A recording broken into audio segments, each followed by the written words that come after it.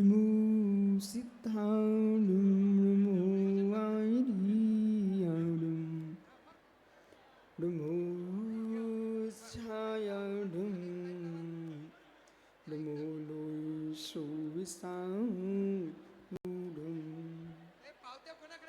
Namah Sume Sarang Swani Bhutvatikasiti Shishya Bhavai Bhavai Shri Bhavam Tarachide Ananti Dhrumne Stutum Pashyadi Pratag Atmanaha Anikantimai Murtim Nityame Prakastam Namuryantam Namo Siddhanam Namo Airiyanam Namo Chayanam Namo Loi Suvisam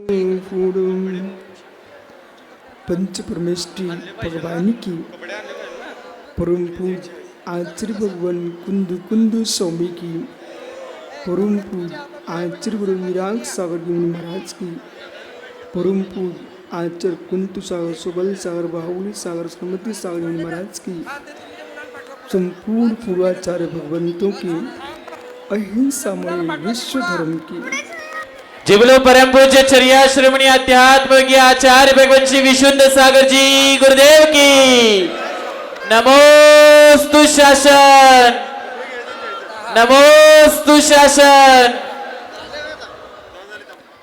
बंधु आचार्य प्रवर भगवत कुंदु बाकीचे mic सगळे बंद करा। भारत भूमि पर महान जैन दिगंबर बीतरागी आचार्य हुए जिन्होंने परम तत्व की निरूपण की। उस परम तत्व की निरूपण में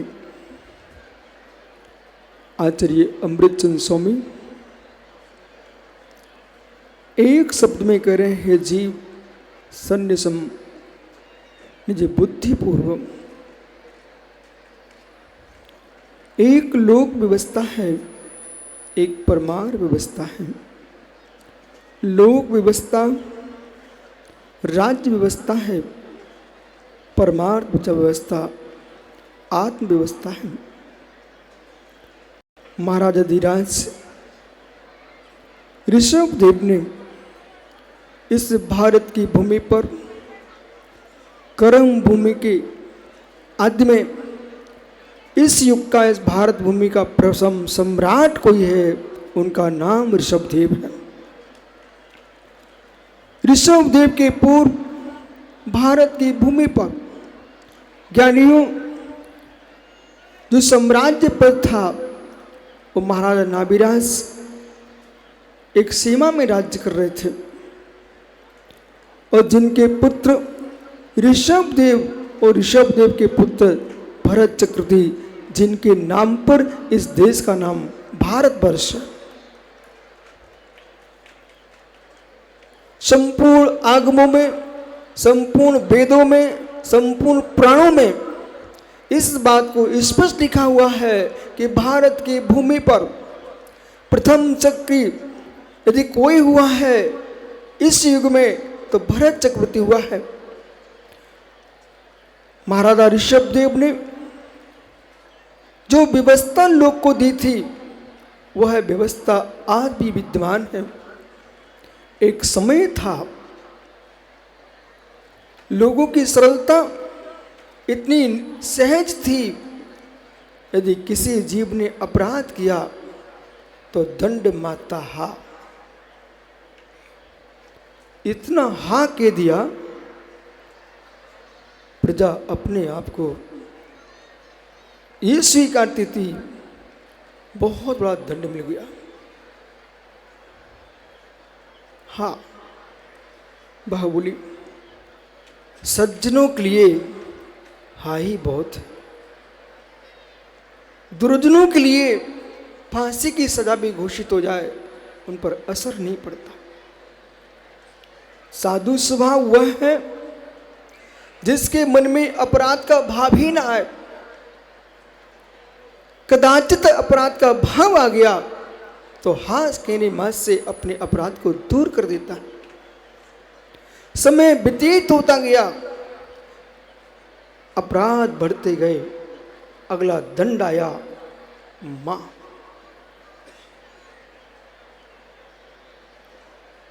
अब ऐसा मत करो, ऐसा मत करो। सहज कहा अब मत करो, लेकिन और समय व्यतीत हुआ, तुमको धिक्कार, धिक, हा मां धिक। ये 3 दंड थे और 3 दंडों को प्राप्त करके लोग अपने आप में सोचते थे कि हो मेरा क्या होगा। जिसके पास पानी है, जिसके पास इज्जत है, जिसके पास लोक लाज है, वो धिक सुन करके मित्र पानी पानी हो जाता है। अपने हृदय से पूछो, मैं हाँ का पात्र हूं, हाय मां का पात्र हूं, मत करो कि धिक का पात्र हूं।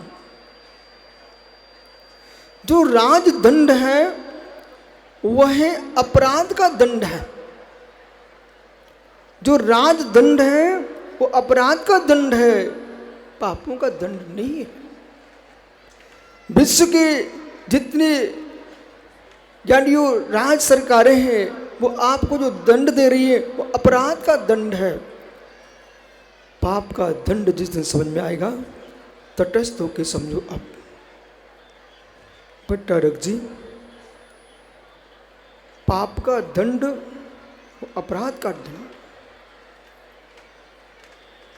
चाहे राजन विधायक जी हो, दूसरे विधायक जी हो, देश के राष्ट्रपति हो, देश के प्रधानमंत्री हो, प्रदेश के मुख्यमंत्री हो, चाहे ज्ञानियों जेलर हो, चाहे आपके माता पिता हो, जो भी आपको दंड दे रहे हैं ये अपराध का दंड है। जो दृश्यमान है वो अपराध है, जो मन में हो रहा है उसका नाम पाप है। पाप तुमने कितने किए हैं ये अपने आप से मिलो।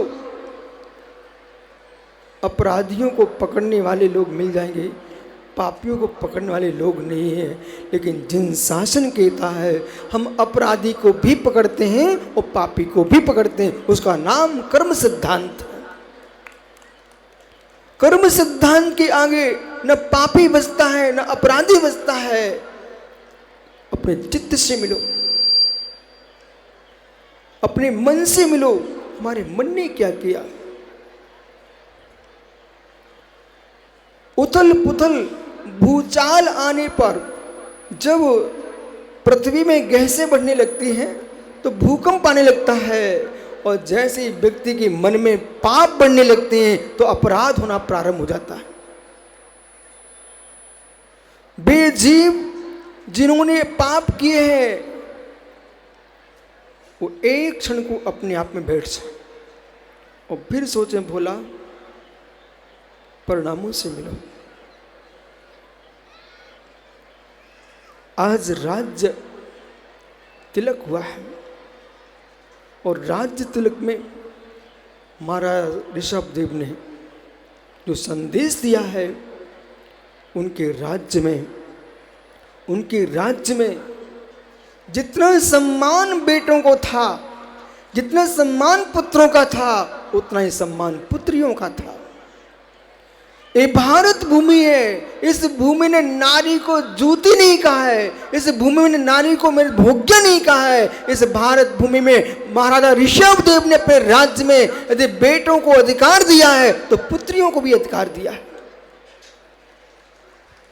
इसलिए जो मानसिकता लोगों की बन चुकी है, कन्या का जन्म हो तो उपहास करे और पुत्र का जन्म हो तो मित्र भेंटे बांटे, ऐसा नहीं है। यदि कन्या नहीं होगी तो पुत्र कहां से होंगे, और पुत्र नहीं होंगी तो कन्या कहां से होगी। और मिलो अपने आप से। महाराज धर्मसेन जी वैषा में बढ़ रहा है, और वैषा में बढ़ने का कारण विचार बढ़ रहा है, चारित्र का पतन हो रहा है। और जहां चारित्र का पतन होगा वहां देश का पतन स्वतः ही हो जाएगा। ये संविधान में लागू नहीं होना चाहिए मित्र कि आप स्वतंत्र जी सकते हो,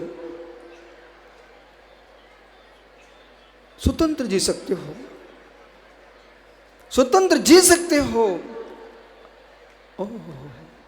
ओ स्वतंत्र के नाम पर स्वच्छंद मत जियो, स्वतंत्र के नाम पर स्वच्छंद मत जियो। आप भारत की उस पवित्रता का ध्यान दो। यदि आपने पुरुष स्त्री से शादी होने लग गई तो देश का क्या होगा, इस देश का नाश निश्चित है। महाराजा ऋषभ देव ने मित्र असी मसी कृषि विद्या वाणिज्य शिल्प कला 6 कर्मों की शिक्षा दी है, और ये कहा है यदि आपको गृहस्थी में रहना है तो कृषि करो, और गृहस्थी में नहीं रहना है तो ऋषि बनो, लेकिन मध्य के रहकर मत मरो। जो मध्य के लोग हैं, या तो तुम ब्रह्मचारी बन के साधु बनकर के अपने कल्याण करो। यदि आप साधु बनने की शक्ति नहीं है तो शीलवंती कन्या के साथ शादी करके श्रेष्ठ संतान को जन्म दो, जिससे ऋषभ देव और महावीर राम जैसे पुत्र हों। आज चाहिए है उन कन्याओं से मिलो जो ऋषभ देव की कन्या ब्राह्मी और सुंदरी। राजेंद्र जी बैठे के गए, मित्र उन कन्याओं से मिलो जिन्होंने अपने पिता की लाज के लिए यूं कह दिया हुए तात, जो भेंट जगत के लोग आपको चढ़ा रहे हैं, आप किसी को मेरे कारण भेंट चढ़ाएं। ओ बेटियों, ओ देश की कन्याओं, एक क्षण को आंख बंद कर लो, एक क्षण को आंख बंद कर लो और सोचो मेरा नाम कन्या है, मेरा नाम पुत्री है, मेरा नाम बेटी है, मेरा नाम सुता है। दोनों कुलों को जो शोभित करे उसका नाम सुता है। जो कन्या अपने पिता से यूं कहे, हे तात, मेरे नियोग से आपका मस्तक नहीं झुक सकता किसी राजकुमार के आगे। उन बेटियों से कहो जिनसन भट्टारक जी, जो चेहरा देख करके दूसरी जगह भाग रही है, कुल को छोड़ करके दुष्कुल को प्राप्त हो रही है, वे जिस पुत्र को जन्म देगी वो पुत्र किसका पालन करेगा। मां, यदि आपने एक कन्या को संस्कार दे दिए और उस कन्या ने 4 संतान को जन्म दिया है, आपने 4 भारत में श्रावकों को उत्पन्न किया है। और एक कन्या आपके घर को छोड़ के चली गई और आप संस्कार नहीं दे सके, और आप ये नहीं समझा सके कि बेटियों, मात्र संतान को पढ़ाना ही तुम्हारा धर्म नहीं है, संतान को संस्कार देना भी तुम्हारा धर्म है। और जो माता पिता मात्र कॉलेज में भेज रहे हैं, ट्यूशन पे भेज रहे हैं और खुली छूट दिए हैं, वे माता पिता भारत की संस्कृति के हत्यारे शत्रु हैं। उनका दायित्व है। जिनसन जी, जिस मठ के आप मठाधीश हो, हे मित्र, अच्छा जिनसेन स्वामी की मठ में क्या क्या रखा है, ये वर्ष में आप देखते कि नहीं देखते? है मित्र, आपको जिनसेन स्वामी मात्र मठ ही देखे नहीं गए हैं, आपको जिनसेन स्वामी 700 गांव भी देखे गए। तो आपका दायित्व कि मात्र मठ के अंदर कौन कौन सी निधि रखी है, ये अचेतन निधि कोई न देखते रहे। जो 700 गांव में जितने श्रावक श्रावका हैं, बालक बालिका हैं, ये सब जिन शासन की निधि है, इनको भी खोल के देखना चाहिए। जैसे घर में पैसे न सड़ जाएं, ये बाहुली पंडित अपने घर के अनाज को सुखाता है छत पर डाल करके, ये बाहुली पंडित अपने घर की सामग्री खोल के देखता है। यहाँ तक कि ये भोला जो ब्रह्मचारी ये अपने मोबाइल पर रखे कैमरे के अंदर जो फोटो है उनको भी देखता रहता है कि डिलीट नहीं हो गए हैं। ऐसे मित्र समाज के अंदर आप सबको 14 के 14 भट्टारकों के लिए और ये हमारे आचार्यों मुनियों की पंक्ति के लिए टटोलना चाहिए। हमारे समाज में वायरल तो नहीं आ गया कि विजाति विवाह का, विधवा विवाह का और मित्र भगने का वायरल तो नहीं आ गया है। यदि समाज की रक्षा नहीं हो सकी तो धर्म की रक्षा कैसे होगी? आप सोच सकते हैं कि समय सार की व्याख्या करने वाले इतने व्यवहार की व्याख्या क्यों कर रहे हैं?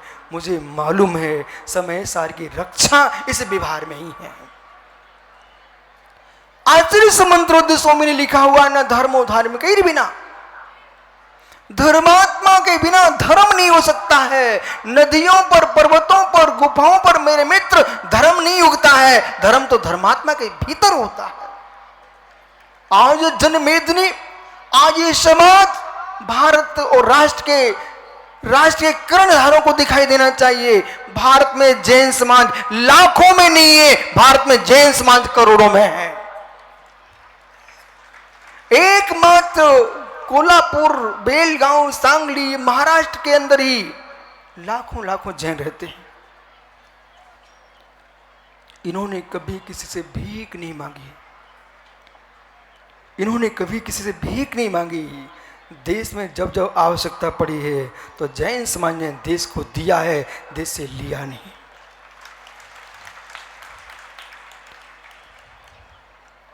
इसलिए छोटा सा बालक 25 साल की तो उम्र है, तनकसी बुंदेलखंडी कहूं, महावीर पंडित जी मित्र, इर्द गिर्द घूमते रहना आप। जिनसेन जैसे माँ हाथी का होदा हमारे 25 वर्ष के बच्चे के ऊपर आपने रख दिया है, लेकिन 25 वर्ष का बालक आज इतना होशियार दिख रहा है। इसने पूरे क्षेत्र में आप देखो क्या कर दिया है। जिस मठ में आप बैठे हो मित्र, ये वो जिनसेन स्वामी है। माताओं, ज्ञानियों, उस इतिहास के पास जाओ। महाराज चंद्रप्रभु सागर जी खंडेला के पास जाइए राजस्थान में। ओहो, मैं आचार्य जिनसेन स्वामी को मैं ही नहीं, सारा संघ यहाँ जो विराजमान है सब कोटि कोटि प्रणाम करता है। आचार्य जिनसेन स्वामी महापुराण करता। बोले क्यों कर रहे हैं? आज हमारे समाज चाहे विशुद्ध सागर हो, चाहे विद्यासागर तक, और सबसे छोटे महाराज में जो भी विराजमान वहां तक, धर्मसेन जी हो, चाहे विद्यानंद जी हो, चाहे जिनसेन हो, मुनिराज आचार्य, चाहे सिद्धिसेन हो, शांति सेन, पारस सेन, धर्मभूषण, कोई बचे तो नहीं? सारे आचार्यगण इस बात को स्वीकार करते हैं। मित्र, आपको बोध होना चाहिए है बने बनाए मैदान में खेलना, उस खिलाड़ी की क्या महिमा गाएं। जो मित्र जिसने मैदान बना के खेला है उस खिलाड़ी की बात करो। जब भारत में मध्यकाल में ऐसा समय आया कि दिगंबर मुनि को विचरण बंद हो रहा था, तब आचार्य शांति सागर महाराज जी ने दक्षिण भारत से दिल्ली में जाकर लाल किले के सामने बिहार किया। लोगों ने विरोध किया कि दिगंबर मुनिराज लाल किले के सामने फोटो खिंचवा रहे, कितना शौक फोटो खिंचवाने इनका। महावीर भैया अच्छा शांति सा। और महाराज जी ने 10 फोटो खिंचाने के बाद 5 उपास कर लिए प्रायश्चित में। 5 उपास करने के बाद फिर दिया प्रवचन। अहो देश के मनुष्यों, बुद्धि अलग है, विद्या अलग है। बाहुली, बुद्धि अलग है, विद्या अलग है। बुद्धि माँ से देश नहीं चल सकता, विद्या माँ से देश नहीं चल सकता। देश के लिए बुद्धि भी चाहिए और विद्या भी चाहिए। जिसके पास मात बुद्धि है वो देश का नाश कर देगा। जिसके पास मात विद्या है वो देश का सर्वनाश कर देगा।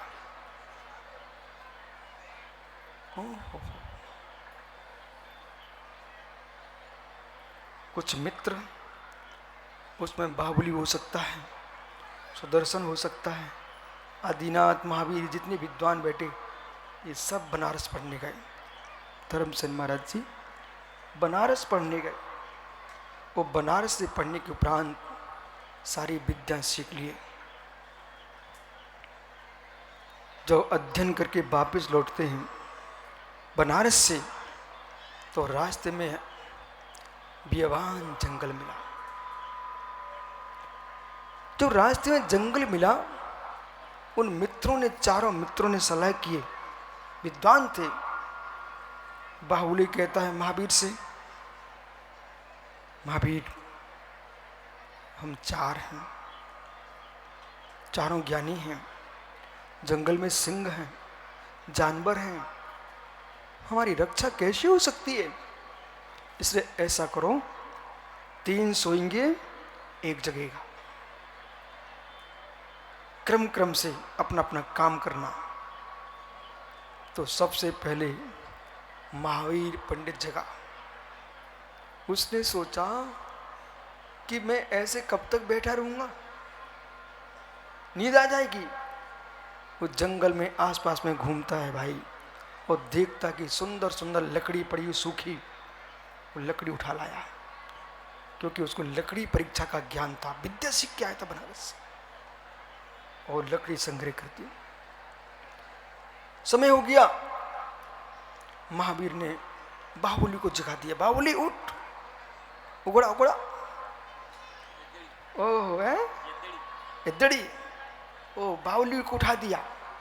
बाहुली उठा तो बाहुली ने देखा कि मैं क्या करूंगा रात में जाग करके। उसको शिल्प कला का ज्ञान था। बाहुली ने क्या किया, अपनी शिल्प कला से जो लकड़ी पड़ी हुई थी ना, उन सबका एक आकार दे दिया। वो आकार किसका दिया बेचारे ने? एक सिंह का आकार दे दिया। फिर उसने क्या किया, वो कौन से काले काले पंडित जी बैठे, वो टोपी वाले महेंद्र भाई को खड़ा किया। बाहुली सो गया, बैठ जा। महेंद्र खड़े हुए। महेंद्र खड़े हुए, उन्होंने कहा कि मैं भी तो ज्ञानी हूं।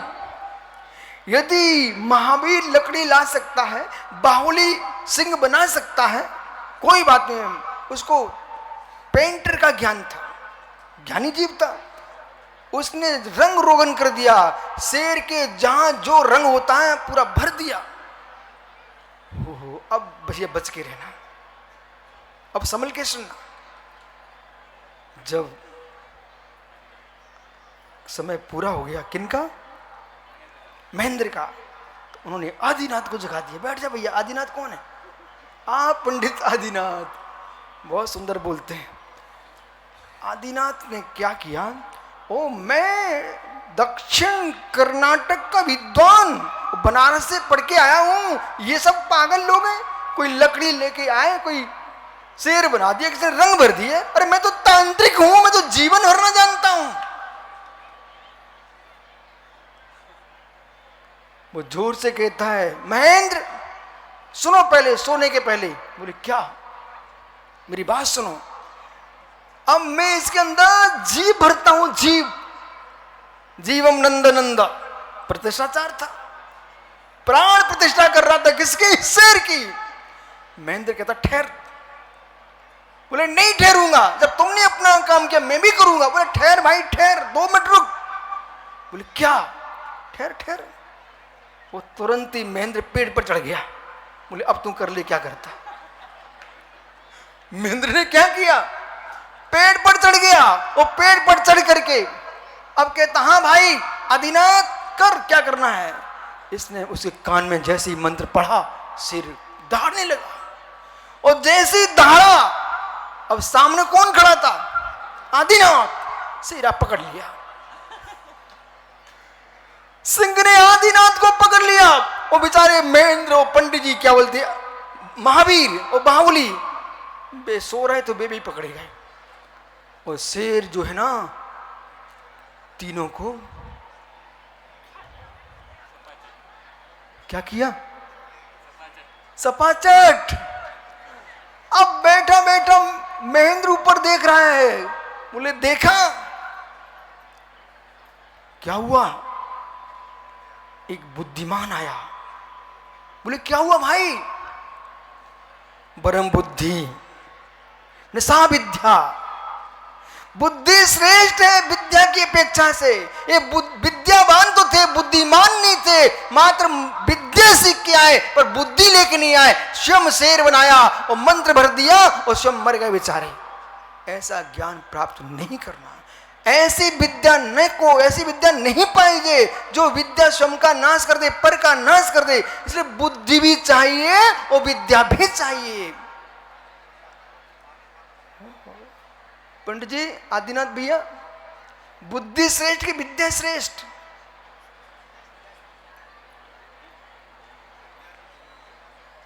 क्या श्रेष्ठ? विद्या सीखी जाती है। बोले बुद्धि होती है, तुमको पता होना चाहिए, आपको बोध होना चाहिए। अभी आपको और सीखने की जरूरत है। बुद्धि होती है और विद्याएं सीखी जाती है, शिक्षा प्राप्त की जाती है और विवेक होता है। इसलिए ज्ञानियों शिक्षा प्राप्त करो पर विवेकशील शिक्षा प्राप्त करो। जिस शिक्षा से धर्म का नाश हो, जिस शिक्षा से देश का नाश हो, जिस संस्कृति का नाश हो और जिस शिक्षा से परस्पर का प्रेम वात्सल्य का नाश हो, ऐसी विद्या नहीं पाइजे। क्या चाहिए?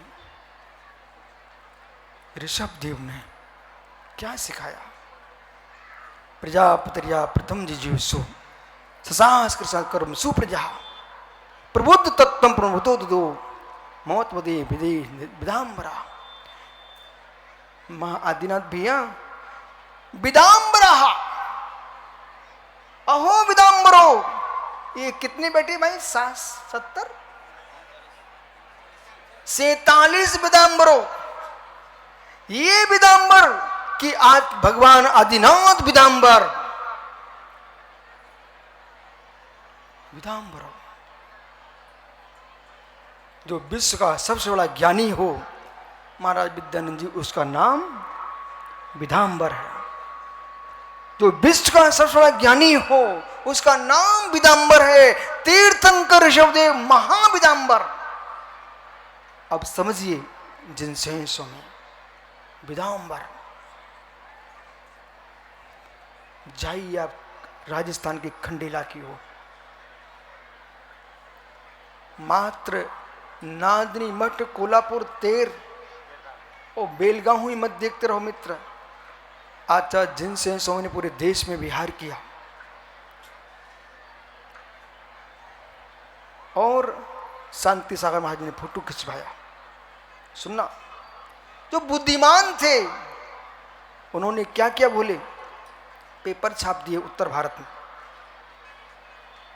बोले महाराज जी ने दिल्ली में फोटो खिंचवाया क्योंकि उनने पढ़ के रखा था कि मुराज परभावों से शून्य है, पर भूल चुके थे जब परमार्थ में है तब प्रभाव से शून्य है।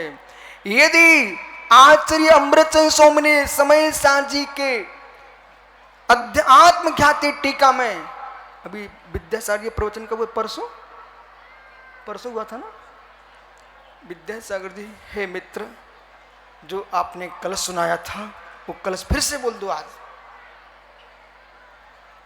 भैया कलश कलश उभय ने विध्वंसनी श्यात पतांग के जिन बचर मनते ते भांति बीत मोहा। बराबर इस कलश के अंदर जो आचार्य अमृतचंद स्वामी ने आत्मख्याति टीका में व्याख्यान किया है, या बहुत सारे ज्ञानी लोग, ज्ञानी विद्वान विदुषिया बैठे हैं, वो कलश की टीका में क्या लिख रहे हैं? यदि आपने मात्र निश्चय ने कोई स्वीकार किया तो विभार तीर्थ का लोप हो जाएगा, और विभार को ही स्वीकार किया तो परमार्थ तीर्थ का लोप हो जाएगा। जो जीव निश्चय मात्र को स्वीकारता है वह अज्ञानी है, जो विभार मात्र को स्वीकारता है वह अज्ञानी है।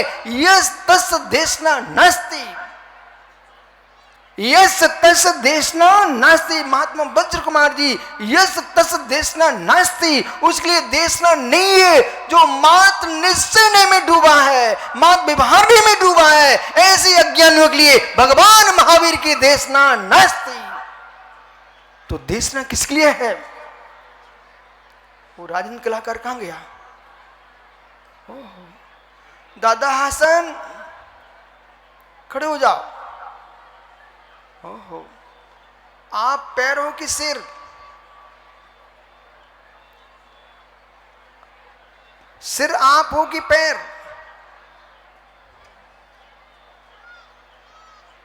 बोलना कन्नड़ी में।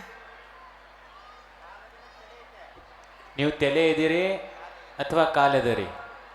ನೀವು ಏನಿದ್ರಿ, ತಲೆ ಇದ್ದೀರಿ ಅಣ್ಣ ಕಾಲಿದ್ದೀರಿ? क्या बोले? हेड़ी हेड़ी हेड़ी हेड़ी रोटी दोनों है। ओह, मात्र कोई व्यक्ति सिर मात्र नहीं है, पैर मात्र नहीं है। सिर मात्र हो गया तो मित्र पुरुष नहीं है, और पैर मात्र हो तो पुरुष नहीं है। निश्चय मात्र आत्मा की व्याख्या नहीं है, विभार मात्र आत्मा की व्याख्या नहीं है। दोनों ने वस्तु स्वभाव की व्याख्या करते। कुटकुड़ी। ओहो, हिंदी बरतते?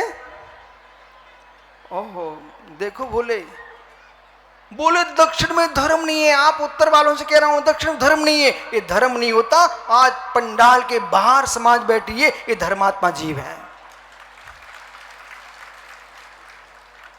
महेंद्र भैया, मुझे तो आज तक, जब से मैंने दीक्षा ली गुरुजी के पास आया, 1988 से आज तक, कितने वर्ष हो गए आप गिनती रहना, 1988 से आज तक देश में किसी भी स्थान पर मुझे झगड़ा नहीं मिला। 1988 से आज तक कहीं विसंवाद नहीं मिला। और जहां दो दो पंथ, निश्चय विभाग, दिगंबर, श्वेतांबर, स्थानक, मंदिर मार्गी, मेरे सामने तो मात्र सारों जाति के लोग बैठे हुए हैं। और उसका परिणाम यह है कि भगवान महावीर के सिद्धांत, ऋषभदेव के सिद्धांत, आदिनाथ स्वामी मात्र जैनियों के सम्राट नहीं थे, विश्व के सम्राट थे। आपको उत्तर भारत बुलाएं तो आओगे क्या? आओगे? ऐसा तो नहीं बोल दोगे मैं तो दक्षिण का पंडित हूं। मित्र, तुम बोल दो दक्षिण के पंडित हो, मैं तो पूरे देश का महाराज हूं। ओहो हो, आओगे ना? हाँ, जरूर आना। इस 47 के 47 को लेके आना,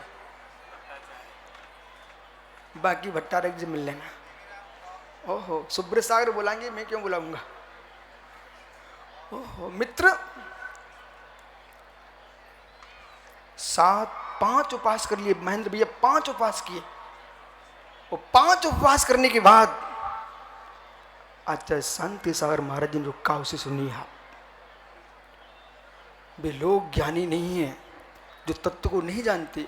आचार्य शांति सागर महाराज जी ने क्या बोला? सिद्धि सेन जी, ये फोटो मैंने शांति सागर की नहीं खिंचवाई। चारु चक्रवर्ती में पंडित सुमेर चंद दिवाकर जी सिवनी, उन्होंने लिखा हुआ है, आचार्य शांति सागर महाराज जी ने कहा ये तस्वीर शांति सागर की नहीं है, ये देवेंद्रप्पा, गुरु का नाम क्या था? देवेंद्र कीर्ति के शिष्य शांति सागर की तस्वीर नहीं है, ये तस्वीर दिगंबर जैन मुनि की है। जब ये समय आएगा कि देश की राजधानी में दिगंबर मुनियों का विहार होता था कि नहीं होता था, तब इस तस्वीर बोलेगी कि लाल किले के सामने भी जैनाचार्य शांति सागर निकले हुए थे।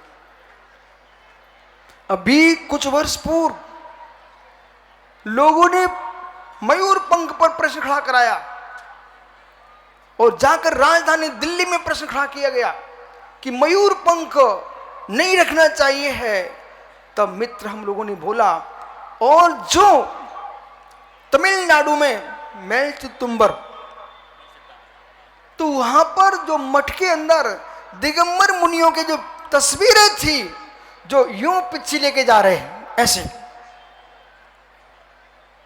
आचार्य विद्यानंद महाराज जी ने दिल्ली में तमिलनाडु से वे तस्वीर मंगाई और भारत सरकार के सामने रख दी।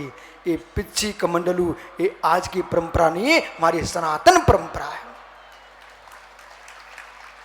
उसका परिणाम ही निकला कि पिच्छी पर प्रश्न करने वालों को समझ में आ गया, नारायण कृष्ण ने अपने सिर पर मुकुट में मेरे मित्र मयूर पंख रखा हुआ था। एक सज्जन आए, महेंद्र महावीर, महेंद्र पंडित जैसे लोग, बोले महाराज जी कुछ करो। मैंने क्या हुआ?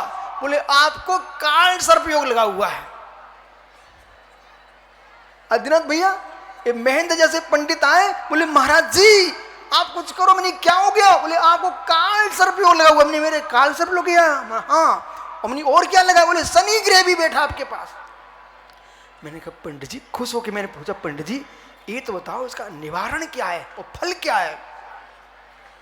बोले गुरुजी मयूर का पंख रखना पड़ता अपने पास।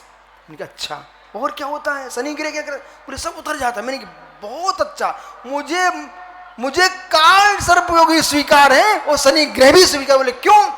जो सारा परिग्रह उतरवा दे वो शनि ग्रह, हम दिगंबर मुनि बन गए। और मयूर का पंख क्या करेगा? हम पूरी पिछ लिए बैठे, अब काल सर्प योग क्या करेगा? हम तो सोचते हैं जितने पंडित हैं सबको शनि ग्रह लग जाए। बोले क्यों? जिनको शनि ग्रह लग गया ना तो परिग्रह उतर जाएगा, दिगंबरों की संख्या बढ़ जाएगी।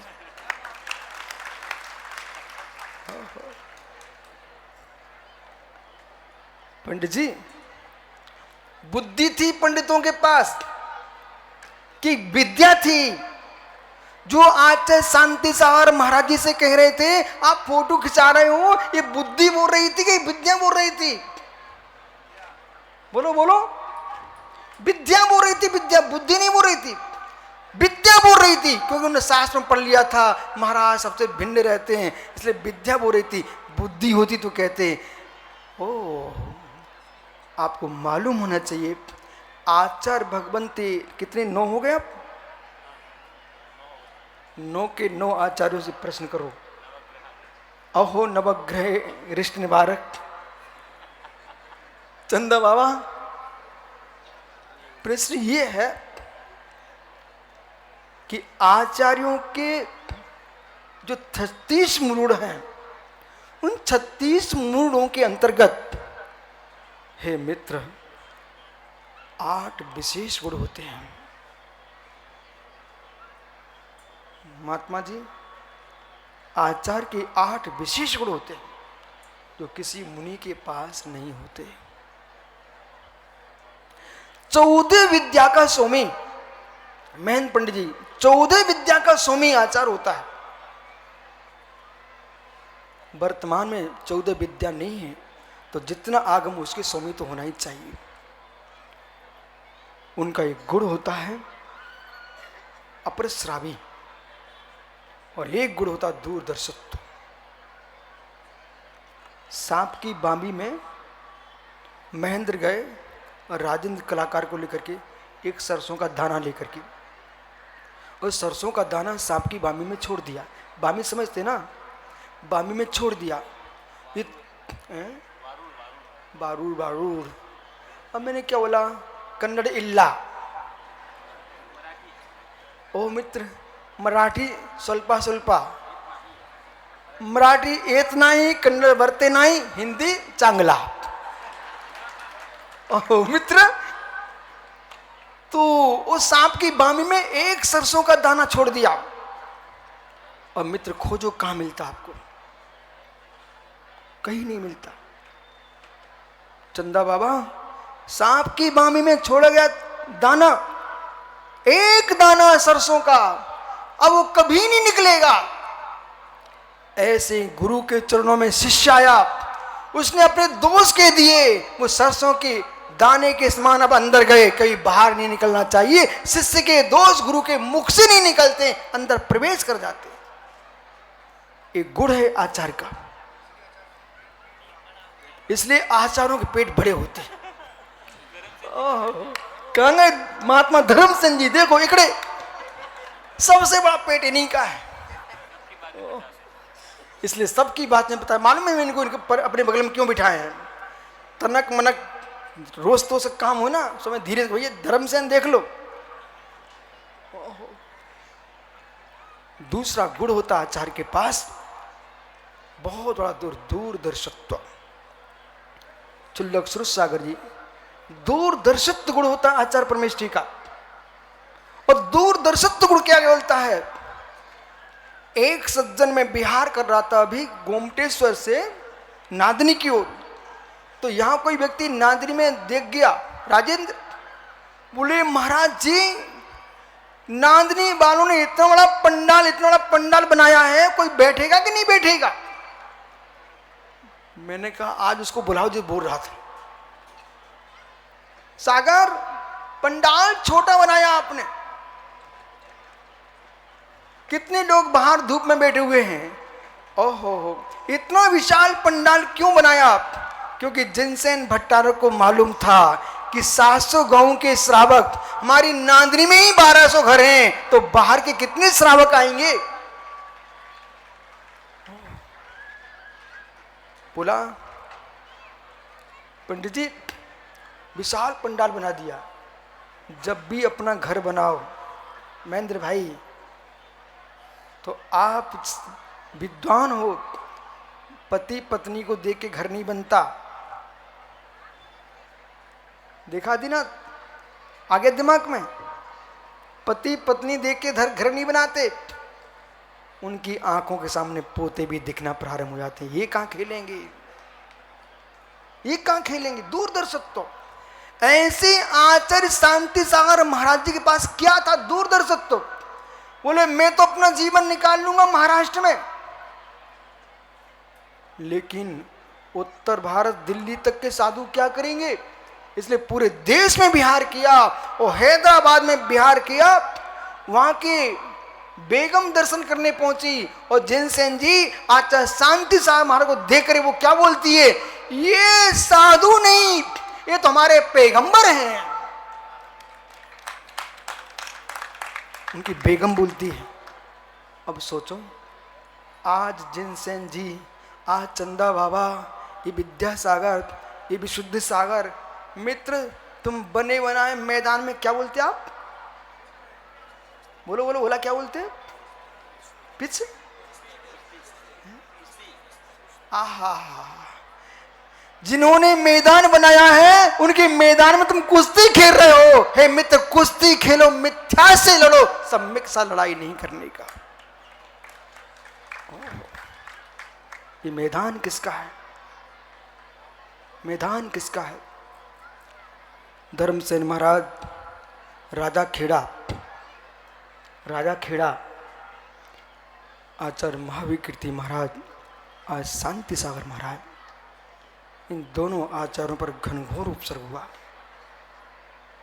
गुरु की दृष्टि देखो, पूरे शिष्यों को अंदर कर दिया और स्वयं बाहर खड़े हो गए सामायिक करने. एक उपद्रवी आया, उसने जिन्न लिंग में सूजा लगा दिया, रक्त की धार बह गई, फिर भी मुर्राज खड़े रहे. महावीर कीर्ति पर लाठी चार्ज कर दिया. पुलिस आई, बोली आज्ञा दो. धन्य दिगंबर दशा.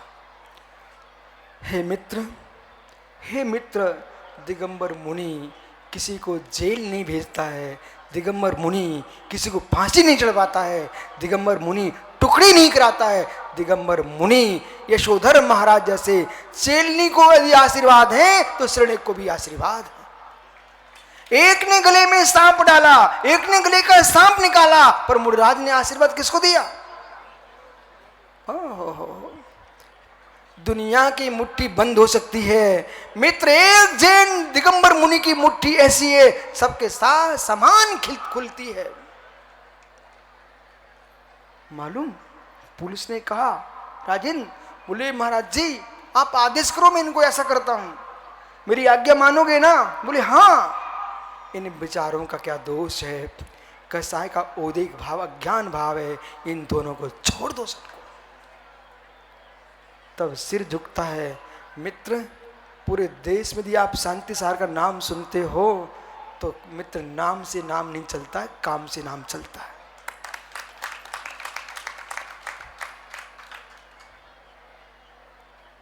काम से नाम चलता है। बिना काम के नाम करने वालों की संख्या बहुत है, लेकिन मेरा विश्वास है बिना काम के नाम चाहने वाले कागज तक रहेंगे, लोगों हृदय में नहीं बस सकते हैं। आचार्य जिनसेन स्वामी, आचार्य शांति सागर, महावीर कीर्ति, बड़े बड़े आचार्य दिग्गज हुए हैं, इनने वो काम करके दिखाया है, उन्हें नाम की आवश्यकता नहीं थी, अपने आप। महावीर भाई आदिनाथ, किसान हो क्या? पक्का किसान हो? किसान खेती करते हो? पंडित जी, जब हल नहीं, ये ट्रैक्टर नहीं थे ना, ट्रैक्टर, तब खेती कैसे करते थे आप? जब ट्रैक्टर नहीं थे, खेती कैसे करते थे आप? बैल से ना, एक के से दो से। और ज्ञानी, एक बैल से खेत भी नहीं जोतता, एक नए से भगवान कैसे बन जाओगे आप? पंडित जी, जब आप उसके अंदर बोते थे खेत को, तो एक यूं पीपा टाइप का रहता ना, काट का नीचे जमीन तक लगा, ऊपर ऐसे बीज छोड़ रहे हो, क्या बोलते हैं आपके यहाँ? हल के ऊपर बीज छोड़ने वाला, समझ गए ना आप? चलो उरी, आप लोग समझ जाना है ना। वो उरी में मुट्ठी रखी, क्या? पूरी कुरी, आहा, पंडित बताते जाना है, कुरी कुरी। आप लोग सब समझ गए ना? चलो, पंडित जी ने क्या किया, मुट्ठी को बंद किया और उसके ऊपर हाथ रखा। बगल में जा रहा है महेंद्र, आदिनाथ क्या बोल रहा पता ही नहीं उसको। महेंद्र टेंशन मत लेना, क्या बोल रहे हैं, कोई चिंता नहीं करना, बिल्कुल चिंता नहीं करना। इस भाई ने क्या बोया है, 2-3 महीना समय दे दो। इस भाई ने क्या बोया है, 2-3 महीने समय दे दो। मित्र, तुम मुट्ठी बंद करके मिट्टी में बीज डाल सकते हो, अभी मालूम नहीं है क्या बोया है, पर जब बालें उगेगी ना तो पता चल जाएगा मक्का बोए कि ज्वार बोए कि गेहूं बोया है।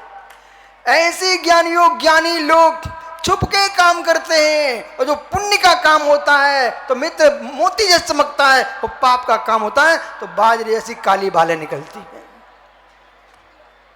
मत छुपाओ किसी को, मत बताओ किसी को। इसलिए पंडित जी, जिस मठ में आप प्रतिष्ठाचार्य बन के आए हो, आचार्य जिनसेन स्वामी खंडेला में गए, राजस्थान में, वहां पर महामारी फैल गई, पूरे राज्य में महामारी फैल गई। आचार्य महाराज एक उद्यान में थे, तो वहां पर कुछ अज्ञानियों ने कह दिया कि बलि दो, जीवों की हत्या करो।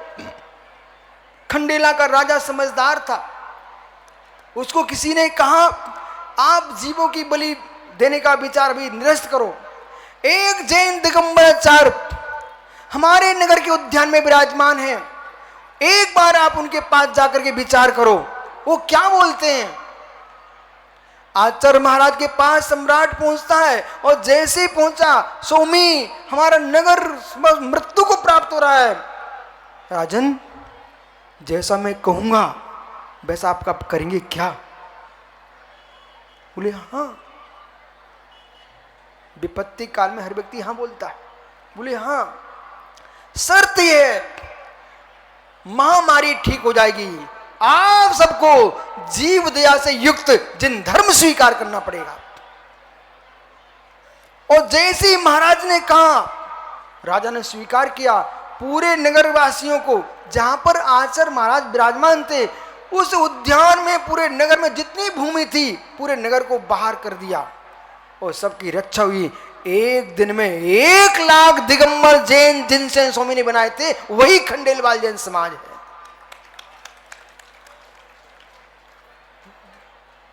करो तो ऐसा करो। ओह क्या ज्ञानी जी। देखो चंद्र प्रभु साहब, तुमने सुबह क्या बोल दिया? भट्टारक जिनसे तो एकदम चतुर बोल रहा है। बोले चतुर्थ के लिए यदि जिनसेन का मठ है तो खंडेलवाल दिगंबर जैन समाज के लिए जिनसेन का मठ है। मित्र, खंडेलवाल और चतुर्थ के लिए ही क्यों, संपूर्ण विश्व के लिए जिनसेन मठ है। कोई दूसरा आए तो सागर भगा देगा क्या?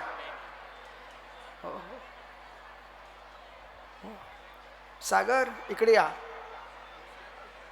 पंडित जी बसा।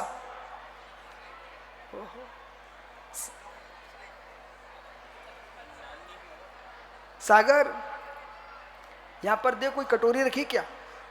उठा ला कटोरी। सुदर्शन कटोरी देने इसको भाई को। बाटी भाई, बाटी दो बाटी। सोलापुर की याद आ गई मुझे तो। चंदा बाबा, ये अम्मा बैठी ना, इनके 16 पर मेरा चातुर्मास हुआ तो एक माँ कहती है महाराज जी को बाटी लाओ, तो मैंने सोचा ये बाटी ला रही हो राजस्थान की। पूरा आर हो गया, बाटी नहीं आई। ओ भाई बाटी ला इकडे।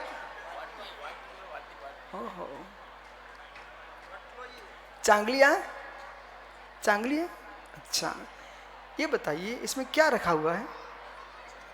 चंदन। तो बाटी का चंदन ये किसको लगाएंगे आप? है? नहीं, ब्राह्मण को लगाएंगे कि वैश्य को लगाएंगे कि शूद्र को लगाएंगे कि क्षत्रिय को लगाएंगे? बाटी ने क्या बोला आपसे? उसे पूछो ना। खड़े हो इधर, घूमो। कोई कैमरा वाला हो तो उसका फोटो खींच लो भाई। पूछो, बाटी से पूछो, कटोरी से पूछो कि मैं किसको चंदन लगाऊं? कर्नाटक वालों को लगाऊं कि तेलंगाना को लगाऊं कि आंध्रा को लगाऊं, केरल को लगाऊं कि तमिलनाडु को कि मध्य प्रदेश को कि उत्तर प्रदेश को, विंध्य प्रदेश को लगाऊं? किसको लगाऊं? कि राजस्थान? पूछो, जल्दी पूछो मित्र, समय कहाँ है? पूछ लो ना।